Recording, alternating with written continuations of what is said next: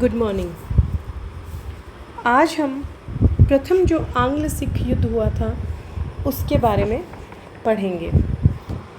सबसे पहले अगर बात की जाए कि प्रथम आंग्ल सिख युद्ध जो हुआ था उसका समय क्या था, तो प्रथम आंग्ल सिख युद्ध जो है ये 1845 से 1846 ईस्वी तक चला था। जून 1839 ईस्वी को रणजीत सिंह की मृत्यु हो गई।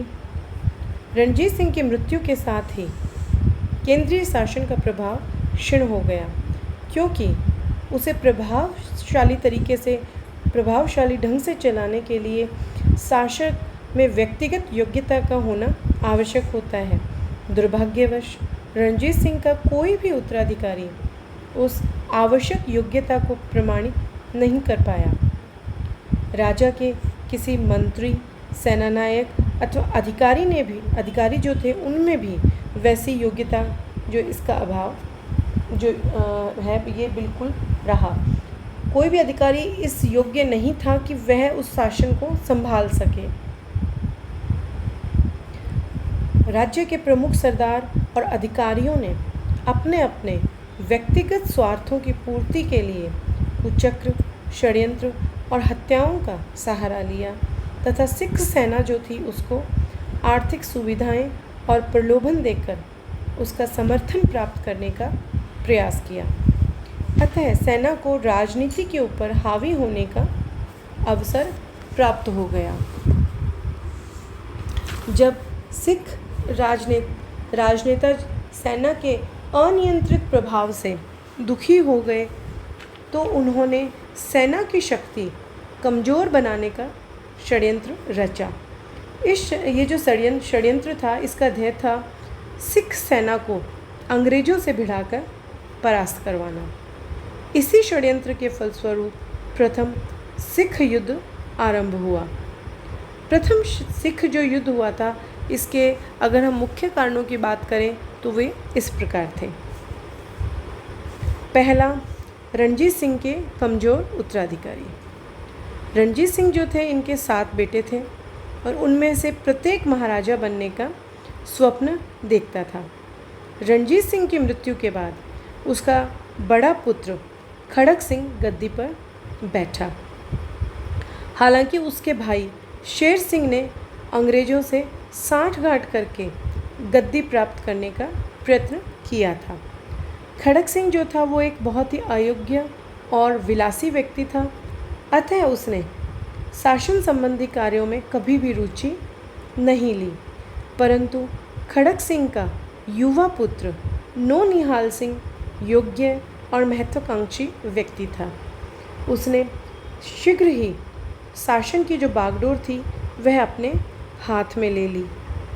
वह सिख राज्य में डोगरा सरदारों के प्रभाव को समाप्त करना चाहता था, क्योंकि उसके अनुसार वे शेर सिंह के समर्थक थे। नवंबर 1840 ईस्वी में खड़क सिंह की मृत्यु हो गई और उसके दाह संस्कार से लौटते समय एक दर्दनाक दुर्घटना में उसका लड़का नौनिहाल सिंह जो था वो भी घायल होकर उसी रात ही उसकी भी मृत्यु हो गई। खड़क सिंह और नौनिहाल सिंह की मृत्यु के बाद डोगरा सरदारों ने रणजीत सिंह का जो पुत्र था शेर सिंह उसका पक्ष लिया, तो सिंघनवालिया सिख सरदारों ने खड़क सिंह की विधवा चांद कौर को गर्भवती बताया और पुत्र होने तक उसे संरक्षिका के रूप में कार्य करने का प्रस्ताव दिया। दोनों ही पक्षों ने अंग्रेज़ों से सहायता प्राप्त करने का प्रयास किया, जिससे अंग्रेज़ों को पंजाब की राजनीति में सक्रिय भाग लेने का अवसर मिल गया। उन्होंने शेर सिंह को अपना गुप्त समर्थन दिया। शेर सिंह ने सेना के एक भाग को अधिक वेतन का लालच देकर अपनी ओर मिला लिया और उसकी सहायता से लाहौर पर अधिकार कर गद्दी पर बैठ गया। शेर सिंह ने सेना को प्रलोभनकारी राजनीति में घसीटकर सिख राज्य के पतन का मार्ग प्रशस्त कर दिया। शेर सिंह जो था वो एक अयोग्य शासक था। जिसके फलस्वरूप अब सिंघनवालिया और डोगरा सरदार जो थे इनमें आपस में संघर्ष शुरू हो गया। 1842 ईस्वी में डोगरा सरदारों ने चांदपुर जो थी इसका चांदपुर का कत्ल कर दिया। तब सिंघनवालिया सरदारों ने सितंबर 1843 ईस्वी में शेर सिंह और उसके पुत्र प्रताप सिंह की हत्या करवा दी। अब सिख राज्य में हत्याओं का सिलसिला चल पड़ा। ध्यान सिंह के लड़के हीरा सिंह जो था उसने सेना की सहायता से लाहौर पर अधिकार कर अनेक सिंघनवालिया सरदारों को मौत के घाट उतार दिया। हीरा सिंह के समर्थन से रणजीत सिंह के 9 वर्षीय पुत्र दिलीप सिंह जो थे उसको गद्दी पर बिठाया गया और रणजीत सिंह की विधवा रानी जिंदन को दिलीप सिंह की संरक्षिका नियुक्त कर दिया गया। कुछ दिनों तक तो रानी और हीरा सिंह के संबंध अच्छे रहे, परंतु आगे चलकर इनके जो संबंध थे वे बिगड़ गए। सरदार लाल सिंह जो थे इसके साथ ये कहा जाता है कि रानी का प्रेम संबंध थे। अब रानी जिंदन शासन में हीरा सिंह का प्रभाव समाप्त करना चाहती थी, इसलिए उसने दिसंबर 1844 ईस्वी को हीरा सिंह की हत्या करवा दी।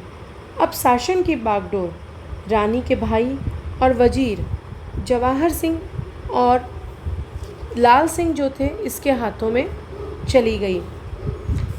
परंतु ये दोनों व्यक्ति जो थे इनमें इतनी अधिक योग्यता नहीं थी कि वे राज्य की बिगड़ती हुई स्थिति को सुधार सकें।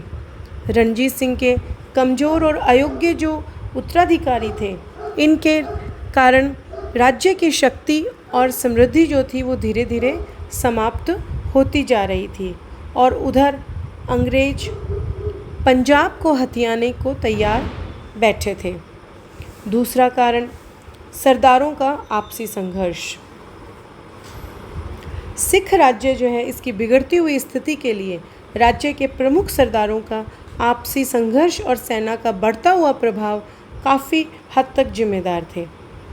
रणजीत सिंह की मृत्यु के बाद राज्य में जम्मू के डोगरा सरदार जो डोगरा राजपूत सरदार थे और सिंघनवालिया सिख सरदारों का महत्व बढ़ता चला गया, परंतु ये दोनों एक दूसरे के विरोधी थे और एक दूसरे के बढ़ते हुए प्रभाव को समाप्त करना चाहते थे।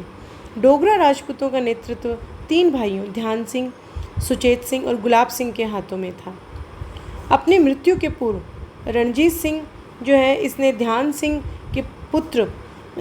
जो है उसे अपने पुत्र खड़क सिंह का वजीर और प्रमुख सलाहकार नियुक्त कर दिया था। सिंघनवालिया सरदारों का नेतृत्व अजीत सिंह और अत्तर सिंह के हाथों में था। 1845 ईस्वी में इन्होंने महाराजा शेर सिंह और उसके पुत्र प्रताप सिंह तथा वजीर ध्यान सिंह को मौत के घाट उतारकर शासन की बागडोर जो थी वो अपने हाथों में ले ली।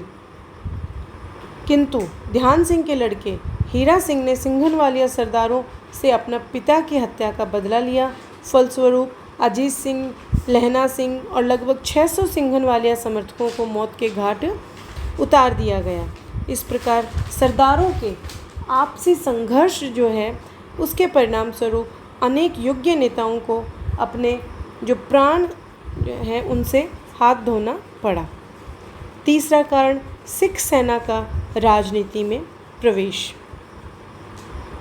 महाराजा रणजीत सिंह के शासनकाल में सिख सेना अपने शासक के प्रति निष्ठावान रही थी, परंतु उसके कमज़ोर उत्तराधिकारियों के शासनकाल में सिख सेना प्रशासन पर हावी होती चली गई।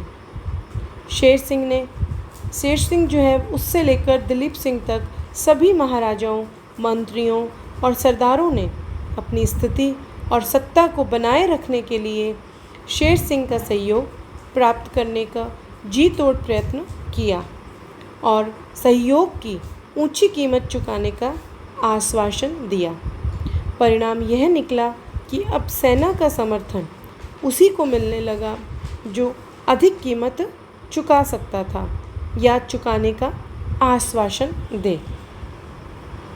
दुर्भाग्यवश अधिकांश योग्य सेनानायक जो थे उनका देहांत महाराजा रणजीत सिंह के जीवन काल में ही हो गया था। अब जो सेनानायक बचे थे उनमें राज्य के प्रति निष्ठा और ईमानदारी का अभाव तो था ही, इसके अलावा युद्ध कौशल और योग्यता का भी अभाव था। चौथा कारण, अंग्रेजों की नीति। महाराजा रणजीत सिंह की मृत्यु के साथ ही अंग्रेजों की नीति में भी परिवर्तन आ गया और वह पंजाब को अपने साम्राज्य में मिलाने का स्वप्न देखने लगे। फरवरी 1840 ईस्वी में ही ऑकलैंड ने सिखों से लड़ने की इच्छा व्यक्त की थी, लेकिन अभी तक सिख सरदारों ने अंग्रेज़ों के प्रत्येक आदेश का पालन किया था, इसलिए अंग्रेज़ों के पास लड़ाई छेड़ने का कोई बहाना नहीं था। अंग्रेज़ चाहते थे कि पंजाब में ऐसा वातावरण तैयार किया जाए जिससे उनके आक्रमण का औचित्य सिद्ध हो सके और इंग्लैंड का लोकमत भी उनसे अप्रसन्न ना हो। इसलिए उन्होंने गुलाब सिंह, लाल सिंह, तेज सिंह जैसे स्वार्थी सरदार जो हैं इनसे साठगांठ करके कुचक्र रचने शुरू कर दिए। सिखों से युद्ध निश्चित था, परंतु ब्रिटिश सरकार जो थी वो पूरी तैयारी करने के बाद युद्ध करने के पक्ष में थी, इसलिए सतलज क्षेत्र में सेना की संख्या में वृद्धि की जाती रही थी। अब उन्हें केवल बहाने की आवश्यकता थी जिसके आधार पर युद्ध शुरू किया जा सके, क्योंकि उन्हें अब भी इंग्लैंड के लोकमत का भय बना हुआ था। कल की जो हमारी क्लास है उसमें हम प्रथम आंग्ल सिख युद्ध जो हुआ था उसके बारे में बात करेंगे। आज हमने उसके कारणों के ऊपर बात की थी। Thank you.